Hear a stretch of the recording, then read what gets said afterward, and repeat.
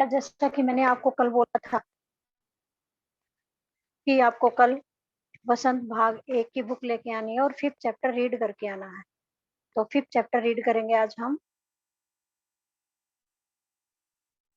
अक्षरों का महत्व और इनके लेखक हैं गुणाकर मूले। लेखक का क्या नाम है? गुणाकर मूले। अक्षरों का महत्व नाम से ही पता चल रहा है कि अक्षरों के बारे में इसमें बताया गया है कि इन अक्षरों का क्या महत्व होता है। अक्षर आपको भी पता है, आप पढ़ते हो तो उसमें भी अक्षर लिखते हो, अक्षर लिख-लिख के शब्द बनते हैं। तो कई तरह से कई चीज़ों के लिए अक्षर लिखे जाते हैं। अब आप पाठ में पढ़ोगे तो पता लग जाएगा, जिन्होंने रीड किया है पाठ को, उनको तो पता लग ही गया होगा। तो देखिए अक्षरों की कहानी कैसे है यह? अक्षरों की कहानी, यह पुस्तक अक्षरों से बनी है। सारी पुस्तकें अक्षरों से बनी हैं। तरह-तरह की पुस्तकें, तरह-तरह के अक्षर। क्या कह रहे हैं इसमें गुणाकर मूले कि अक्षरों की कहानी कैसे है? जो ये हमारी पुस्तक है, ये किससे बनी है? अक्षरों से बनी, इसमें अक्षर लिखे गए हैं। और ये पुस्तक क्या सभी पुस्तकें अक्षरों से बनती हैं। तरह-तरह की पुस्तकें, चाहे कोई भी है, हिंदी की है, इंग्लिश की है, कोई भी है, तरह-तरह की पुस्तकें होती हैं, तरह-तरह के अक्षर होते हैं। तो ये अक्षरों से ही पुस्तक बनी हुई है। दुनिया में अब तक करोड़ों पुस्तकें छप चुकी हैं। हज़ारों पुस्तकें रोज़ छपती हैं। तरह-तरह के अक्षरों में हज़ारों की तादाद में रोज़ ही समाचार पत्र छपते रहते हैं। इन सब के मूल में है अक्षर। हम कल्पना भी नहीं कर सकते कि यदि आदमी अक्षरों को न जानता, तो आज इस होता। दुनिया में आप देखते हो, बहुत सारी पुस्तकें हैं, करोड़ों पुस्तकें हैं और हर रोज़ बहुत सारी पुस्तकें छपती हैं, हज़ारों छपती हैं और इसी तरह हज़ारों हर रोज़ के अखबार भी छपते रहते हैं। तो इन सब का मूल कारण क्या है? किससे छपती हैं वे? अक्षरों से। यदि अक्षर नहीं होते, तो हम इस बात की कल्पना भी नहीं कर सकते थे कि दुनिया कैसी होती या दुनिया का क्या हाल होता। कोई कह सकता है कि हम अक्षरों को अनादिकाल से जानते हैं। अक्षरों का ज्ञान हमें किसी ईश्वर से मिला है। कोई हमें बता सकता है कि अक्षर जो है वो कब से चल रहे हैं? इनको हम अनादिकाल से जान रहे हैं क्या? यह अक्षरों का ज्ञान हमें कहाँ से मिला है? क्या ईश्वर से मिला है? इस चीज़ को कोई बता सकता है? कोई नहीं बता सकता। पुराने ज़माने के लोग सचमुच ही सोचते थे कि अक्षरों की खोज ईश्वर ने की है। पर आज हम जानते हैं कि अक्षरों की खोज किसी ईश्वर ने नहीं, बल्कि स्वयं आदमी ने की है। अब तो हम यह भी जानते हैं कि किन अक्षरों की खोज किस देश में और किस समय हुई। पहले के जो लोग होते थे, वे क्या कहते थे? उनकी सोच क्या थी कि अक्षरों की खोज भगवान ने की है। लेकिन हम इस बात को अब जानने लगे हैं। अ, आधुनिक युग आ गया, तकनीकी ज़माना आ गया, तो इसमें हमें पता चल चुका है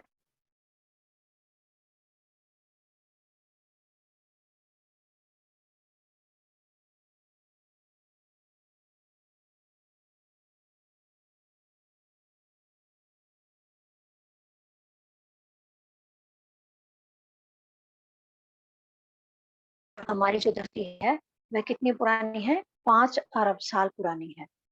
2-3 अरब साल तक इस धरती पर किसी प्रकार के जीव-जंतु नहीं थे। फिर करोड़ों साल तक केवल जानवरों और वनस्पतियों का ही इस धरती पर राज्य रहा। आदमी ने इस धरती पर कोई 5 लाख साल पहले जन्म लिया। धीरे-धीरे उसका विकास हुआ। यह धरती कितनी पुरानी है? 5 अरब साल पुरानी है। 5 अरब साल पुरानी धरती है और 2-3 अरब साल तक इस पृथ्वी पर क्या रहा था? किसी प्रकार के भी कोई जीव-जंतु नहीं थे, कुछ नहीं था। फिर क्या हुआ?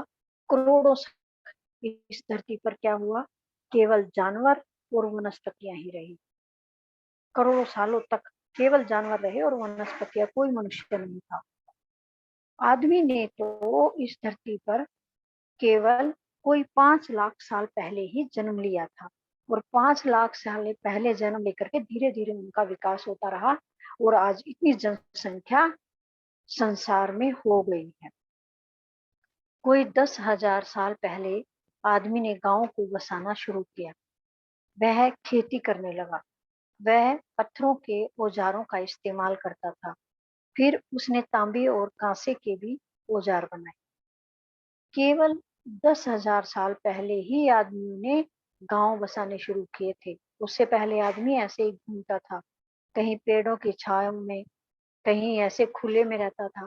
तो धीरे धीरे करके केवल 10,000 पहले ही आदमियों ने गांव बसाने शुरू किए थे और खेती करनी शुरू की थी, और साथ साथ ही उन्होंने पत्थरों के औजार बनाने का भी काम शुरू कर दिया। उसके बाद उन्होंने तांबे और कांसे के भी औजार बनाने शुरू कर दिए। प्रागैतिहासिक मानव ने सबसे पहले चित्रों के जरिए अपने भाव व्यक्त, जैसे पशुओं, पक्षियों, आदमियों आदि के चित्र। इन चित्र संकेतों के बाद में भाव संकेत अस्तित्व में आए। जैसे एक छोटे वृत्त के चहुं ओर किरणों की द्योतक रेखाएं खींचने पर वह सूर्य का चित्र बन जाता था। बाद में यही चित्र ताप या धूप का द्योतक बन गया। इस तरह अनेक भाव संकेत अस्तित्व में आए। क्या बताया गुणांकर जी ने? ये सबसे पहले मानव ने क्या किया था? चित्र बनाए। चित्रों के जरिए अपने मन के भाव प्रकट किए। चित्र बना करके उसके द्वारा अपने मन के भाव प्रकट किए। किस किस के चित्र बनाए? पशु पक्षियों के बनाए, आदमियों के चित्र बनाए। और इन चित्र संकेतों के बाद ही फिर क्या हुआ? भाव जो थे वे संकेत में, भाव संकेत जो है वे अस्तित्व में आए। जैसे एक छोटा सा वृत्त है, छोटा सा वृत्त, उसके चारों ओर किरणें बना दी गई, तो वो किसका द्योतक बन गया? उसको देख करके क्या समझ जाने लगा कि यह सूर्य का चित्र है। और बाद में जो सूर्य का वह चित्र लगा, उसी वह सूर्य का जो चित्र है किसका द्योतक हो गया? ताप और धूप का, कि इसमें से धूप निकलेगी, ताप तपस निकलेगी। इसी तरह से अनेक भाव संकेत अस्तित्व में आए। इसी तरह से क्या हुआ? अनेक भाव संकेत अस्तित्व में आ गए। तब जाकर काफी बाद में आदमी ने अक्षरों की खोज की। उसके बाद क्या हुआ?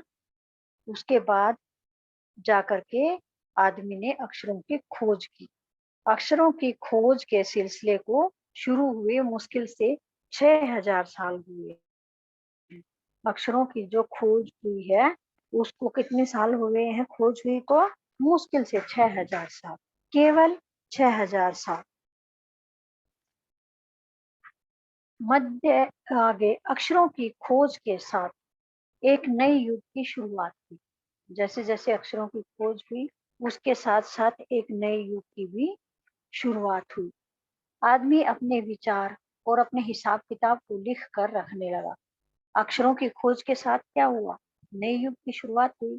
आदमी क्या करने लगा? जो उसके मन में विचार होते थे, कोई हिसाब किताब लिखना होता, हिसाब किताब होता, तो उसको लिख करके रखने लगा।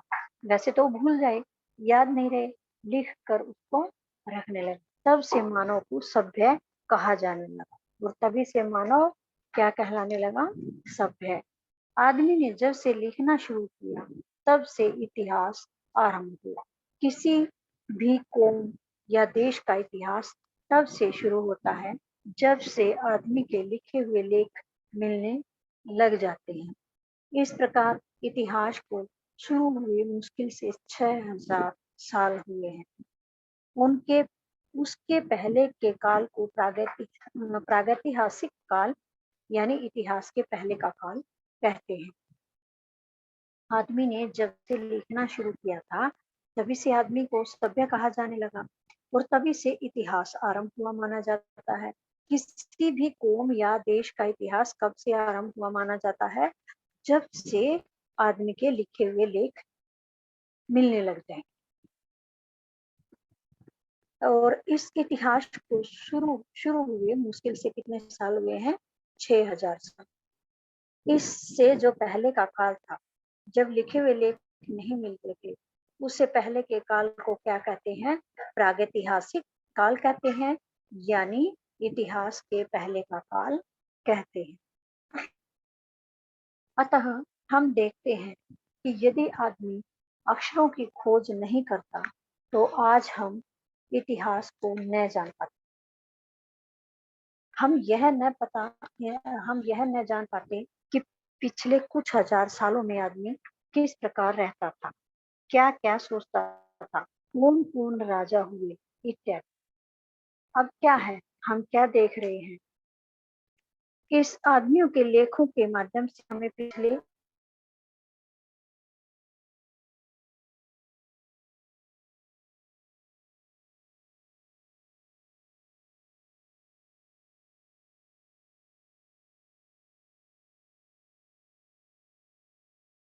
आदमी किस प्रकार से रहता था, वह क्या क्या सोचता था, और उस समय कौन कौन से राजा हुए थे, इन चीजों के बारे में हमें कुछ भी पता नहीं लगता।